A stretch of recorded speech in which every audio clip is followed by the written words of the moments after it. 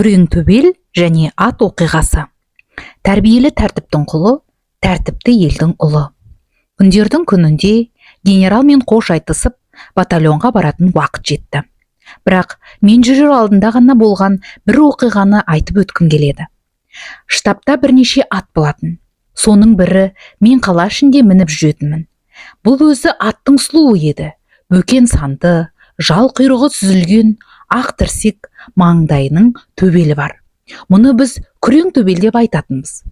Штаб өткізген 10 шақты күннің ішінде мен күрең төбелді біраз өнерге үйреттім. Алматыда 25 километр жердегі Талғар станциясына орналасқан батальон жүрмекші болып, таңертең ертемен тұрып, сол жаққа баратын машинаның келуін күттім. Сағат 5-тің кезі. Сыртқа шықтым. Жұрт әлі қалың ұйқыда, штаб маңы жым-жырт. Машина уақытылы келе қоймағасын, күрең төбелді көріп, шығуды мақұл көрдім. Ат қораға кіргенімде жануар мені оқыранып қарсы алды. Жалынан, кекілінен сипап, омырауынан қағып едім, танауын шүйіріп, еріндерін елпілдетіп, алақанымды иіскеді. Менің қолымнан талай рет нан, қант жеп дәніккен еді. Қазір де бірдеңе дәметіп тұрған ғой, бірақ ештеңе берген жоқпын. Сонда ол екі аяғын кезек-кезек нәшпен басып, өзім үйреткендей билеуге кірісті. Қазіргі өнеріне сүйсініп, тағы да мәпелеп бір сипадымда дереу ертеп сыртқа жеделдеп шықтым. Қораның ішін бірнеше рет айнала бөккен желіске салып, сонан соң қара шоқырға көштім. Артынша өзім бір ойға шомып, басын сәл тежегенімде күрең төбел қайтадан мәнерлі аяңға түсті. Жаңа ғана айттым, таңертеңгі мезгіл еді. Айналада қыбыр еткен жан жоқ болатын. Кенеттен таныс дауыс құлағыма сап ете түсті. Соғыс өнерінде де осындай шебер бола аласың ба, жолдас Момышұлы? Қарасам, баспалдақта генерал тұр екен. Біраз ыңғайсызданып аттан секіріп түстім. Жүре тұрыңыз, деді генерал. Өнеріңізді тамашалап қарап тұрмын. Сонан соң қасыма келіп, білмей жүрсем, сіздің осындай өнеріңіз бар екен ғой, деді генерал. Сонау жақта да жұртты тап осылай басқара аламысыз, деп қиыр шетті нұсқады ол. Білемісіз, жолдас генерал, бұдан бұрын да тап осы сөзді бір кісінің аузынан естігенім барды. Әрине, құдды бұл емес, бірақ иә, сол сөзді ұзақ уақыт ұмытпай ойлап жүрдім. Қызық екен, кәне айтыңызшы. Аузыма әзір болмай, өзіме ғана қатысы бар, өткендегі бір сырт шет жағасын шығарғаныма енді өзім өкіне бастадым. Өмір баянынан әңгіме шертіп генералдың уақытын алуым лайық па? Қап, дедім ішімнен. Бір тұтылған соң жалтарау қиын. Оқиғаның бас аяғын көмкеріп, қысқаша айтып шықтым. Ертеде кіші лейтенант кезімде өзімнен үлкендерді беттен алып төске шауып, кішілерге бақырып зекірушы едім. Аптығы басылмаған бала жігіт кезім ғой. Бастықтар ақылын да айтты, ұрсып та, қорқытып та көрді, бірақ жөнге сала алмады. Болмағасын бір күні полк командирін шақырып алып, атты басқару жөнінде бір ғажап лекция оқыды. Басқару дегеннің не екенін сіз білесіз бе, деді ол. Паровоз машинисі мен автомобиль айдаушының мысал қалсақ, сізге онша ұғымды бола қоймас. Арқада өсіп, атпен көп айналысқан адам аз ғой, сондықтан, деп ол ат жайын әңгіме қылды. Міне сол кісінің сондағы айтқан маған үлкен әсер етті. Жоқ, сіз толығырақ айтыңыз, ол кісі сізге не деді, деп қазбалап тұрды Панфилов. Айтқаны жұрттың бәріне белгілі нәрсе, жолдас генерал.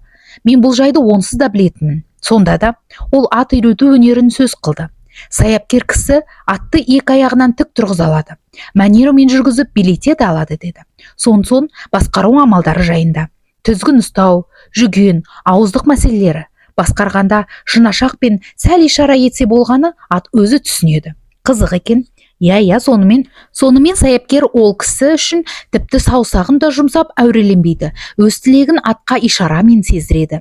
Тізгінді тартатындар атқа отырудан түк хабары жоқ бақпаншылар дейді. Тағы осы секілді нәрселерді айтты. Жоқ, сіз бүкпеңіз, тағы да не деді. Панфилов әңгіменің қызығына ұмсынып, бетіме үңіле қарады. Екі көзі күлімдеп, әжім басқан жүзінде әуесқойлық нышан ойнады. Басқарудың басқа да амалдарын сөз қылды. Ат үстіндегі көзге елеусіз әнтек қимыл, о да басқару болады, деді. Саяпкердің аяғы ше, жалғыз ғана шпормен басқарудың 20 түрлі айласы бар, тіке тіреу, тағы басқалары. Бірақ жөні түзу кісі шпорды сирек қолданады. Тақымын сәл қыса болғаны ат икемге келе береді. Ал бұл өнерге қалай жету керек? Иә, қалай жету керек? Панфиловтың қызығын тыңдап тұрған маған да әсер етті. Енді мен әңгімені еркін шешіліп айта бастадым. Емеурінді атқа табанды сездіру үшін не амал керек? Ең бастысы өжет бол. Тілегеніңді орындамаса, еркінсітпей жазала. Көңіліңді тапса көтермеле, мәпеле. Осыны 100 қайтара емес, 1000 қайтара істе. Командир бастан аяқ осы әңгімесін салмақпен айтып шықты да, барыңыз деді. Ал сіз қайттыңыз. Алғашында неге шақырғанын ұққаным жоқ. Кілт бұрылып кете бардым. Табалдырықтан аттай бергенімде бір ой шаншудай қадала кетті. Мұнысы не? Адамды атқа теңгергені ме? Мені атқа балағаны ма дедім. Қайтып барып, мен сізге ат емеспін деп айқайлағым келді. Панфилов сақ-сақ күлді. Оның бұлай жадырап көңілденгенін көрген емен. Қалтасынан бет орамалын алып, жасаураған көзін сүртіп ол. Өте тамаша, қызық оқиға екен. Демек тізгінді тек бақпаншылар ғана жұлқа тартады екен ғой деді. Күлген бойында күрең төбелді сипап тұрып. Осы ат сізге ұнай ма, жолдас Момышұлы деп сұрады. Әбден ұнайды, жолдас генерал. Онда ала кетіңіз. Менің сізге тартуым. Батальонда сізбен бірге болсын. Жоқ, рахмет, жолдас генерал. Сонымен машинаны күтпей күрең төбелмен өз батальоныма жөнелдім. Сіз бен біз табиғат көркін суреттемей қоялық деп келістік. Басқалар кейіннен келістіре бейнелеп берер. Соғыс біткен соң жазды күні біздікіне қонаққа келерсіз. Сонда Қазақстанның әдемі көркін көріп қайран қаларсыз. Алматының айналасын, Талғар станциясын, сықылдаған Аққау тау өзенін әсерлеп жазарсыз. Әзірше әңгіменің төтесіне көшейік. Станцияға келгесін ауыл шаруашылық техникумының үйін іздеп таптым. Батальон сонда орналасыпты. Штаб бастығы Рахимовпен таныстым. Күні кеше агроном болған ашаң жүзді ширақ жігіт. Төсінде тау кезуші альпинистің белгісі көрінеді. Бірақ кіріп барғанында әскерші киінбегендіктен бе, ол устав бойынша орнынан тұруды да, рапорт беруді де білмеген. Екеуміз бөлмелерде араладық. Бәрінде адам лық толы. Солардың ішінде әскери киінген тек жалғыз мен ғана. Жұрт дәлізде әрлі-берлі селдей соғылысады. Бір бөлмеде шуылдап өлең айтып жатыр. Екінші бір бөлмеде терезеден әйелдермен әзілдесіп тұр. Смирно деп команда берген ешкім болған жоқ. Командирге әскери устав бойынша сәлем бергенде жан болған жоқ. Еден үсті лас, кір, шылымның қалдықтары, қағаз, қоры жерде қоңырсып жатыр. Бұған ішімнен қынжылып, батальонды сапқа тұрғызуға бұйырдым. Жұрт қатар түзеп болғанша талай уақыт өтті. Анадайда көзімді салып ойлап тұрмын. Саптағылар ала-құла киінген, көбі мәйкешең, басқалардың үстінде пиджак, кейбіреуінің аяғында үйде киетін жеңіл аяқ киім, біреулер тақия, кепке киген, кейбірі жалаң бас. Альпинист әрең дегенде қатарды жөнге салып смирно деп команда берді де, ауызша мәлімдеудің орнына үндемесе маған қадала қарады. Ішімнен тағы бір күрсініп, мен сапқа жақындадым. Амандасқанымда әркім өз білгенінше үздік создық жауап қайтарды. Аты жөнімді, батальон командирі болып келгенімді айтып сөзге кірістім. Сендер әлі жай киінген азаматсыңдар. Бірақ отанның әмірі бойынша қазірден бастап әскерлік саптан орын алып отырсыңдар. Әсем киінгеннің де, жұпыны киінгеннің де енді әскерлік түрге енесіңдер. Кеше бірің үлкен, бірің кіші қызметтегі адам едіңдер. Бірінің жай колхозы, тағы бірінің директор болып істегенсіңдер. Ал бүгіннен бастап сендер жұмысшы, шаруа, қызыл армияның жауынгерлері, кіші командирлері болып есептелесіңдер. Сендерге мен командирмын, бұйыратын мен, бағынатын сендерсіңдер. Әмір ететін мен, орындайтын сендерсіңдер. Мен әдейі қатал сөйледім. Қай-қайсың болсаң да, менен берген бұйрығымды сөзге келмей орындайсыңдар. Кеше сендер өз бастықтарыңмен айтысуға да, таласуға да ерікті едіңдер. Оның айтқаны, істегені дұрыс па, теріс пе деп талдаушы едіңдер. Бүгіннен бастап сендер мұндай еріктен айырыласыңдар. Бүгіннен бастап сендерге жалғыз заң бар. Ол командирдің бұйрығы. Отанымыз маған бұйрық ет деп сендерге сол бұйрықты орында деп тапсырды. Бұл сөзіме тіксініп, кейбіреулері маған ала көзімен қарады. Бір үшкіріп бұқарашылдықты, демократияны жоқ еткеніңе жол болсын дегендей. Мен сөйлей бердім. Кім-кім басқа пікірде болса, ауылынан ұзамай тұрғанда өз пікірін хатқа салып үйіне жолдасын. Әрине, әскери тәртіп қатал тәртіп. Армияның берік болуы да осы шартқа байланысты. Ел шетінде ойнап салған, қатыныңды тұл етіп, жақынды да құл етуді көксеген, адалыңда армандап, орманда ойран еткен болған қас жауыңды жеңем десең, осы қатал тәртіпті қабылдайсың. Мұнан соң мен адалдық, ар-намыс, абырой жөнінде қысқаша айтып шықтым. Өз отаны, өз үкіметі, өз командирі алдында адал қызмет ету жауынгердің қасиетті борышы. Жүрегінде оты бар, ерлік намысы бар жігіт қана осы борышын орындай алады. Білімді терең, ғылым бол, он саусағынан өнері тамған жайсаң бол. Бірақ ар намысың болмаса, менен жақсылық күтпе, ондаға мен мейірімсізбін. Қазақта екі мақал бар, оның бірі қоянды қамыс, ерді намыс өлтіреді, екіншісі өлімнен ұят күшті. Сол намыс үшін жан аймай күрессең, ар ұяттан айырылмайсың, сен өзіңе де, маған да доссың. Мен сөзімді бітірген кезде сап ішінен біреу батыл дауыспен сөз айтуға рұқсат етіңіз, жолдас комбат деді. Жұқа қара көйлек киген, қызыл шайлы, делбеңше жігіт жарты адам ілгері шықты. Рұқсат етпеймін, бұл митинг емес, рота командирлері өз білімдеріңді орын-орнына алып барыңдар дедім мен. Менің алғашқы сөйлеген сөзім, батальонмен танысуым осылайша болды. Дәлізде өз бөлмеме қарай аяңдап бара жатыр едім, біреудің жолдас комбат сөз айтуға рұқсат етіңіз деген дауыс естілді. Қарасам, манағы сапта тұрып, мені алғаш рет комбат деп атап сөз сұраған жігіт екен. Желше шашын тақырлатып алдырған, кепкесінен кекілі бұйраланып шығып тұр. Фамилияң кім деп сұрадым. Жауынгер Курбатов. Ол менің алдыма міз бақпастан әскерше сіресіп тұр. Бұрын армияда болғансыз ба? Жоқ, жолдас комбат. Темір жолдың әскери күзетінде қызмет еткем. Былай, жолдас Курбатов, комбатқа келуден бұрын рота командирінен рұқсат алу керек. Алдымен соған барыңыз. Сөзімді тыңдамайды ол, жолдас комбат. Мен күзет жайында айтайын деп едім. Сыртқы есіктің жанында күзет жоқ. Жолдас комбат, ергенек те күзетілмейді. Тосыннан бірдеңе болып жүрсе дегенім ғой. Ішімнен жігіт екенсің дедім. Оның ынтасы, өжеттігі, шыншыл көзқарасы қақпақтай жауырыны маған ұнады. Бірақ айтқан жауабым басқаша болды. Кругом деп команда бердім мен.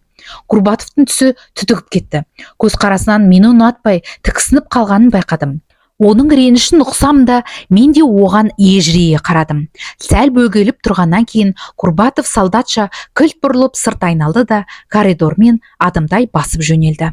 Тіпті қызарып кеткен мойны да жәбірленгенін білдіргендей. Мен қасымдағы Рахимовқа қарап, жолдас штаб бастығы, жауынгер Курбатовты бөлімше командир етіп тағайындаңыз дедім. Соның артынша біреу арқы жағымнан түрткендей болды. Бұрыла бергенімде артта тұрған біреу сөлектеніп, қолын кейін тартып алды. Мен өз командиріме барып едім, ол сізге айт деді жолдас комбат. Қарсы алдымда көзілдірікті кісі тұр. Муринмен алғаш рет кездескенім осы еді. Өзі пенжак шең, мойнына таққан галстугы бір жағына қисайып кетіпті. Әнтек мүдіріп күлімсіреп сөйлейді. Екі қолын қоярға жер таппағандай сасқалақтап әрлі-берлі сүмірейді. Шілде болғанмен оның жіңішке саусақтары да ат жақты сұрша жүзі үнге күймепті. Мен саптан тыс адаммын, жолдас комбат. Сонда да батальонға өзім сұранып келдім деді ол масаттанған пішінмен. Көзің нашар екен деп мені тылдағы бір қызметке қоймай қалып алып еді. Көзілігім көзімнің кемдігін білдірмейді деп дәлелдедім. Нанбасаңыз әне, анау отырған шыбын, жолдас комбат. Мен оны анық көріп тұрмын. Дұрыс, жолдас, нандым. Тағы не дейсіз? Ал енді батальонға келген деп мені тылдағы қызметке белгіледі. Ат арба берді. Ал ат жөнінде титтей түсінігім болса бұйырмасын. Мен мұнда ат айдаймын деп келген жоқпын. Сізден өтінем, жолдас комбат. Мені сапқа жіберіңіз. Пулеметші болғым келеді, жолдас комбат. Аты жөнін сұрап білген соң, мен оған: қалауың болсын, жолдас Мурин, ауыстырайын, барыңыз дедім. Бірақ бұған көңілі көншімей, өтінішін дәлелдеп, ол қосымша себептерін айтуға кірісті. Мен сіздің сөзіңізді тыңдадым, жолдас комбат. Айтқаныңыз әбден дұрыс. Сіздің әрбір бұйрығыңызды мен өзіме заң деп есептеймін, жолдас комбат. Барыңыз дедім мен тағы да. Ол таңдана бетіме бір қарады да, түк түсінбеген кісімсіп қайта сөйледі. Мен өзім музыкантпын, жолдас комбат. Консерваторияның аспирантымын. Бірақ қазір жұрттың бәрі оқ ату білуге тиісті деп саусақтарымен ату белгісін ишарасын көрсетті. Қалай тұрсыз өзіңіз? Қолыңызды еребендетпеңіз. Сіз ендігі жерде Қызыл армияның жауынгерісіз. Командирдің алдында тік тұру керек. Мурин сұстиып сіресе қалды. Барыңыз деп 2 рет айттым. Сіз әлі тұрсыз. Сіз өзіңіз ең қиын жұмысқа, оқ атуға сұранып тұрмын деп ойлап тұрған шығарсыз. Олай емес, жолдас Мурин. Армиядағы ең қиын нәрсе бұйрықты 2 айтқызбай орындай білу. Мурин бұған бір қарсы дәлел айтуға ыңғайланып, аузын аша бергенде мен оған былай дедім: командир, сізге сан рет әділетсіз боп көрінер. Сіздің онымен дауласқаныңыз да келер. Бірақ жауап аузыңды десе, жым болмайынша лашың жоқ.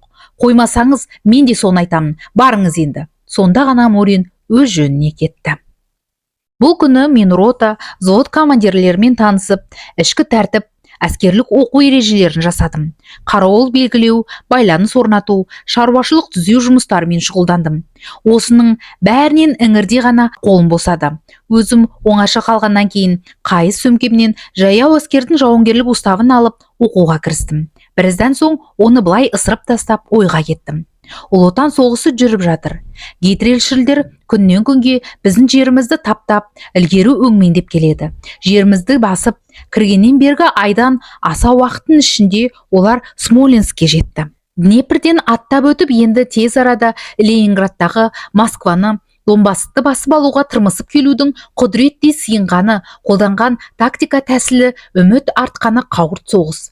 Етек жеңімізді жинап, қосымша қол құрастырғанымызша, ол біздің саудамызды бітірмекші. Қызыл армияның бас штабы біздің дивизияны майданға қашан шақырар екен?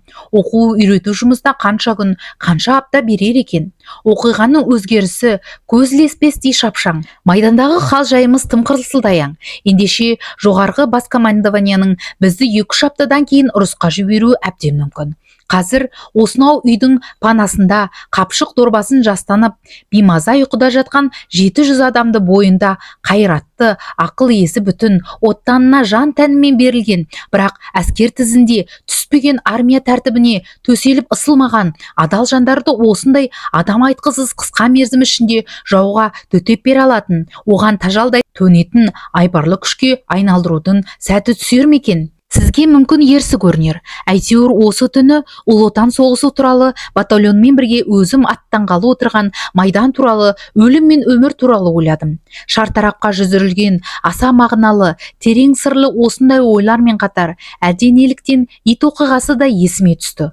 Осы оқиғаны естіп, генерал сақ-сақ күліп еді. Оған қосыла мен де күліп едім. Оның бер жағында құрық көрмеген асаудай болсам да, артынша әскер тізіне түсіп, өзімнің де жуасып, солдат болғаным қайда? Алғашқында армиядағы тәртіп маған ауыр азаптай көрініп, көпке дейін көндіге алмай жүргенім қайда? Командирдің алдына зыр жүгіріп баруды, кекшиіп тұра қалуды, тәйт, сөйлеме деген өктем әмірді қорлық санайтынмын қайда? Сөйлемесе несі? Мен оның тілсіз құлы болғаным ба? Мен де осындай өзінде адам емеспін деп ішімнен құса болып бұлданатыным қайда? Іштен құса болу өз алдына ғой. Мұндайда бір бозарып, бір қызарып, қарсы тіл қатушы едім. Оңайлықпен бағына қоймаушы едім. Ақыр соңында мені қалай жөнге салғанын білемісіз? Өзімді әскерлік оқуға жіберіп, орташа командир, Қызыл армияның офицері етіп шығарды. Содан кейін істегелі командирдің әміріне сөзсіз бағыну армиядағы аса қажетті ең негізгі шарт екенін ұғындым. Мұнсыз армия болмайды. Өскелең елін, өз отанын жан тәнімен сүйседі. Мұңсыз әскер ұрыста жеңіске жетеді. Бірақ мұны тезірек жүзеге асырудың жолы қайсы? Қарамағымыздағы санаулы күндер, аздаған апталар ғана бар. Осындай қысқа мезгілде болаттай берік, семсердей өткір, тәртібі қатаң және жаудың үрейін ұшыратын батальон сынды жойқын күшті шыңдап шығаруға болар ма екен?